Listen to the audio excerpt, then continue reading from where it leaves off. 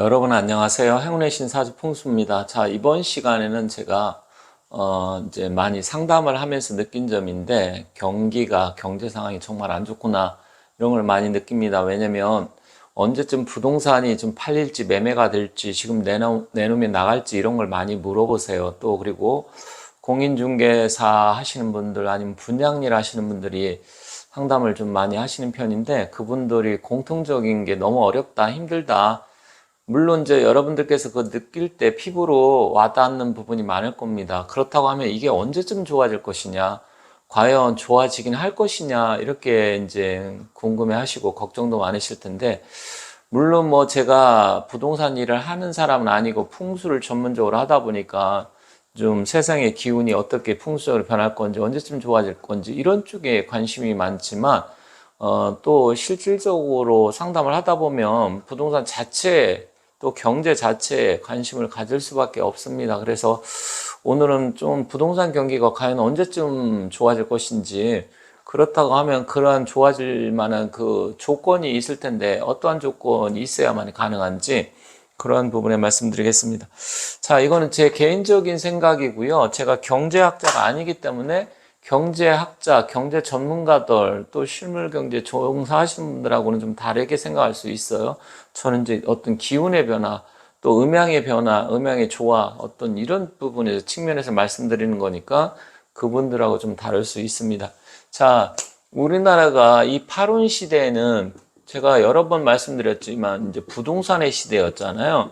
그래서 파룬에는 이제 간께여서 이게 사실은 뭐 산을 나타내기도 하고 부동산을 나타내기도 한다. 그래서 노무현 정부 들어선 이후부터 해갖고 문재인 정부까지 해서 엄청나게 폭발적으로 상승을 했습니다. 그런데 그게 공교롭게도 8월 말 9월인지 시작되는 이 무렵부터 부동산이 완전히 꺾이기 시작해서 나락으로 떨어지고 있습니다. 그래서 지금 하락을 했는데 뭐 하락한 이유는 여러 가지가 있잖아요. 이제 우크라이나 전쟁 문제도 있었고 또 금리가 인상이 된 부분이 있었고 또 중국 경제가 지금 안 좋고 뭐 여러 가지 이게 복합적으로 작용을 하는 거예요.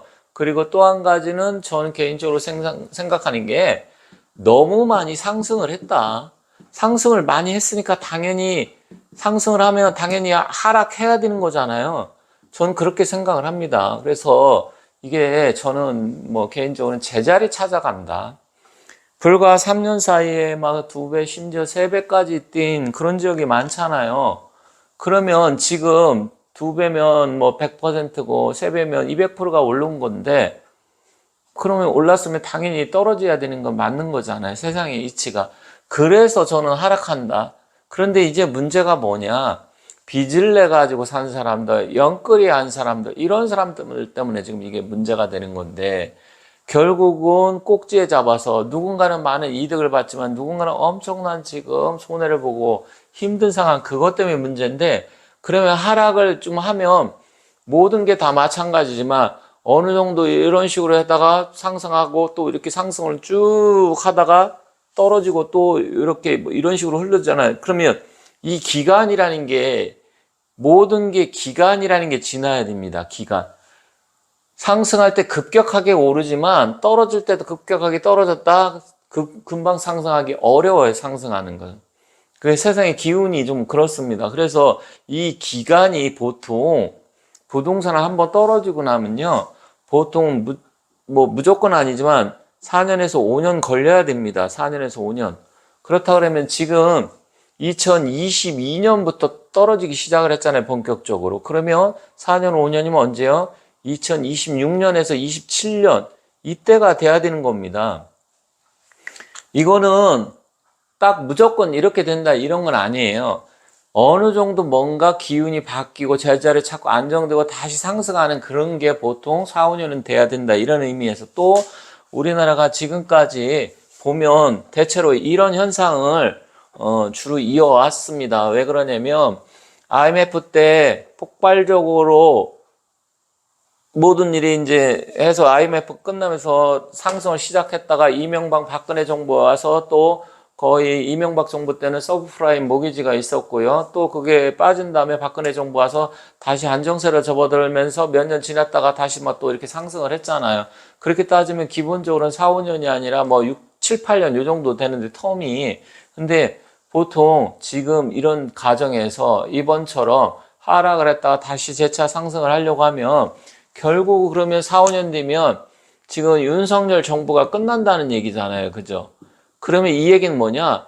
윤석열 정부에서는 부동산에 대해서 지금 뭐 정책이 나오고 있지 않아요.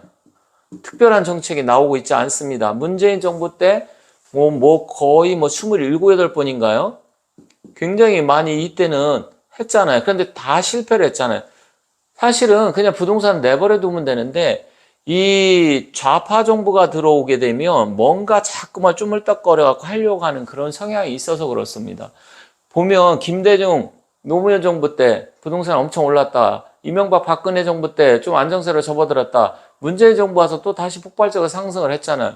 이게 제가 그냥 내피셜로 하는 이야기가 아니라 실제로 뭔가를 이분들은 금융, 경제, 제조 쪽으로 해서 상승을 시키려고 하는 게 아니고, 그러니까 제조라는 건 뭐 힘들잖아요. 그래서 뭔가 기술 개발하고 R&D에 투자를 하고 뭐 이런 쪽이 아니고, 금융, 어떻게든 주식 시장이라든지 아니면 옛날에 바다 이야기처럼, 그리고 옵티머스 뭐 이런 펀드 뭐 이런 거 있잖아요. 그리고 주식 시장, 주식, 부동산 이런 건 제조가 아니잖아요. 이런 쪽으로 쉽게 뭔가 조작을 하든지 장난질을 하든지 해가지고 그게 상승하는데 거기에 차익을 얻으려고 하는 성향이 굉장히 강해요. 이건 우리나라뿐만 아니라 미국도 민주당 정권이 잡았을 때 그래서 월가 쪽에서는 자꾸만 민주당 정권을 더 지지하는 겁니다. 이거는 좌파들의 성향이 그래요. 열심히 노력해서 일을 하려고 하는 게 아니라 뭔가 기회를 창출을 해서 남을 속이든지 뭐를 하든지 작전을 하든지 뭐를 해서 그 제조업을 상승시켜서 소득을 증대시키는 게 아니라 돈 장난질 해가지고 뭔가 하려고 하는 그런 성향이 굉장히 강합니다. 이 사람들이. 그렇기 때문에 결국은 윤석열 정부에서는 부동산이 다시 올라가기가 쉽지가 않습니다. 그러면 저는 개인적으로 어떻게 생각을 하느냐. 무조건 그러면 윤석열 대통령, 윤석열 정부에서 이거 신경 안 쓰냐? 그건 아니죠. 그건 아닌데 자연스럽게 어느 정도 시장 경제에 맞게 시장 그 내에서 그 자체의 틀에 맞춰서 돌아가게 하려고 하는 건데 저는 부동산이 상승을 언제쯤 다시 할 것 같냐? 물론 이제 경기 상황은 24년 하반기서부터 아니면 25년 이때부터 해서 저는 경제가 좋아진다 이렇게 보고 있어요. 왜 그러냐면 25년이 을사년이거든요. 을사년이고 26년이 병오년이고 27년이 정미년이에요. 그러면 이렇게 된다고 했을 때 이게 목화기의 기운으로 갑니다. 목화의 기운으로 가는데 이거는 왜 그러냐면 우리나라가 목의 나라 동방목국의 기운이기 때문에 목의 기운을 발산을 하려면 목화 기운이 와야 돼요. 특히 화기가 와야 되는데 화기가 이렇게 사오미년으로 해서 3년 동안 뭔가 발산을 하게 됩니다. 그리고 풍수적으로도 구운이 되면서 화 역시 또 발산하는 기운이에요. 그래서 저는 이때를 보는 건데 그러면 아까는 윤석열 정부가 되면 뭐 일단은 지금 뭐 특별하게 올라갈 가능성이 없다 이렇게 말씀드렸잖아요. 하지만 기운의 변화기 때문에 정부에서 어떤 조작질을 하고 만지고 통계 조작을 하고 이런 이야기가 아니고 자연스럽게 해서 기운이 변하기 때문에 좋아질 것이다. 그러면 그게 기운이 변할 때 첫 번째로 뭐가 있어요? 금리가 무조건 하락을 해야 되겠죠. 부동산이 상승을 해야 되는데 금리가 이렇게 높으면 절대로 부동산 상승 못 해요. 그거는 상식이잖아요. 금리가 하락을 해야 되고 두 번째는 또 뭐가 있어야 돼요? 우크라이나 전쟁이 끝나서 이게 전쟁 끝나고 물가가 하락을 해야 됩니다. 지금 다시 원유 가격이 뭐 또 올라가고 뭐 하다 보니까 우리나라는 원유를 다 수입하다 보니까 수입 물가가 올라가면 결국 물가가 올라가게 되면 어떻게 됩니까? 금리를 내릴 수가 없잖아요. 이게 결국 물가가 하락을 해야 돼요. 금리도 내려야 되고. 그리고 제가 생각하는 세 번째는 뭐냐? 지금 세금이 너무 많아요. 세금이. 이 좌파 정부들은 세금을 계속 올려가지고 뭔가를 국민으로부터 뜯어내서 그러면서 자기 뜯어간 돈을 다시 돌려주는 것처럼 이렇게 이야기하잖아요. 복지 이야기하고. 그런데 결국 뭐예요? 내 돈 뺏어가갖고 다른 사람 돌려주는 거잖아. 그래서 세금을 낮춰줘야 됩니다. 세금을. 그래서 양도소득세가 됐던 아니면 취등록세가 됐던 너무 높아요. 그리고 우리나라 같은 경우는 뭐예요? 상속세가 너무 세잖아요. 세금을 낮춰줘갖고 뭔가 거래를 활성화시키는 쪽. 근데 세금은 누가 낮춰주는 겁니까? 정부에서 낮춰주는 건가요? 아니죠. 이거는 뭐예요? 국회에서 법을 통과를 해야 됩니다. 법. 그러니까 국회에서 그 부동산 상법, 그거 누가 만들었습니까? 민주당. 여기서 만들었잖아요. 이것 때문에 더 폭등을 했잖아요. 그래서 결국은 이 얘기는 뭐냐. 지금 국힘이 과반수를 넘어서 이 의회를 장악하지 않으면 안 된다라는 소리입니다. 안 된다라는 소리. 결국 뭐예요? 이 세금은 법을 바꿔야 되는 소득세법이 됐든 뭐 어떤 법을 바꿔야 되기 때문에 이러한 부분을 하려고 그러면 어떻게 해야 되겠습니까? 국힘 쪽에서 만약에 더 많이 의원위에서 과반수 이상 되면 뭐 윤석열 정부하고 같이 해서 뭔가 바꾸려고 세금을 낮춰주던 경제를 활성시키던 부동산을 활성시키던 뭔가 하려고 할 거 아니에요.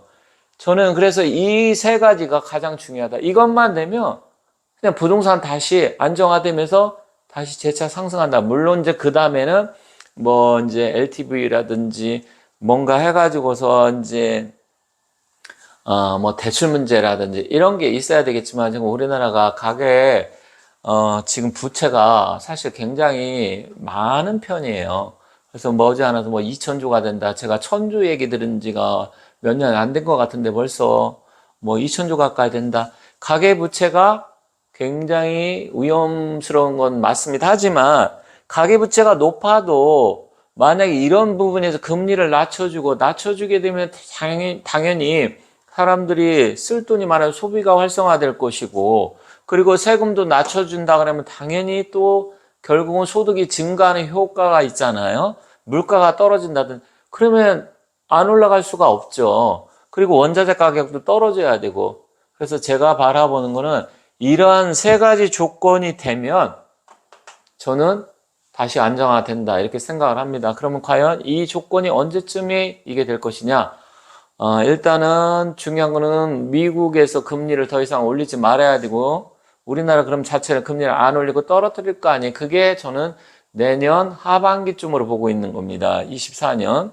올해는 금리를 뭐 한 번 더 올린다 이 얘기는 떨어뜨린다 이 얘기 없잖아요. 늦으면 25년. 그때쯤에 시기적으로 금리가 떨어지면 당연히 안정이 되겠죠. 그리고 전쟁도 내년이면 끝날 것 같아요.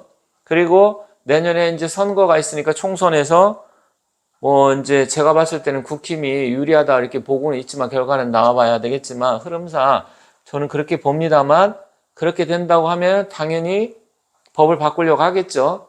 그렇게 되면 이런 부분이 이루어져서 예를 들어서 뭐 상속세라든지 증여세 이런 걸 좀 낮춰주고 취등록세 이런 것을 낮춰주고 그러면 뭐 또 제가 이런 이야기하면 그런 거 반대하시는 분들은 왜 세금을 낮추냐 부자한테 뜯어가야 되는 거 아니냐 그거는 하나만 알고 둘은 모르는 바보 같은 사람들이 하는 얘기고요.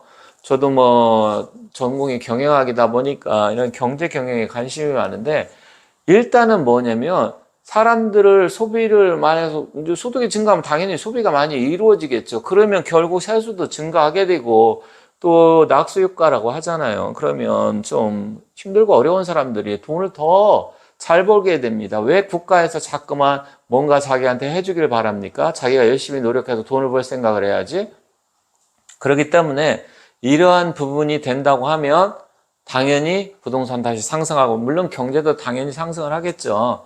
그러면 이게 시점이 언제냐? 저는 아까 말씀드렸듯이 25, 26, 27 이때 그러니까 윤석열 정부 이제 중반 이후부터는 탄력을 받아서 활성화되고 잘 될 것이다. 이렇게 생각합니다. 물론 오늘 제가 이렇게 말씀드린 거에 뭐 어느 정도 공감을 하시는 분도 계실 것이고 전혀 또 다르게 생각하시는 분도 계시겠지만 일단 처음에 말씀드렸듯이 뭐 경제학자라든지 이분들 생각하고 같을 수도 있고 아니면 그분들하고 다르게 볼 수도 있지만 저는 이제 운기의 변화 또 실제로 이게 운기 변화도 있지만 이게 어느 정도 이렇게 돼서 좀 뭐 충분 조건, 필요 조건 이야기하는데 이렇게 돼야만이 부동산 경기가 다시 살아난다. 그 시점은 25년쯤 이후다. 이렇게 말씀드리면서 정리하도록 하겠습니다.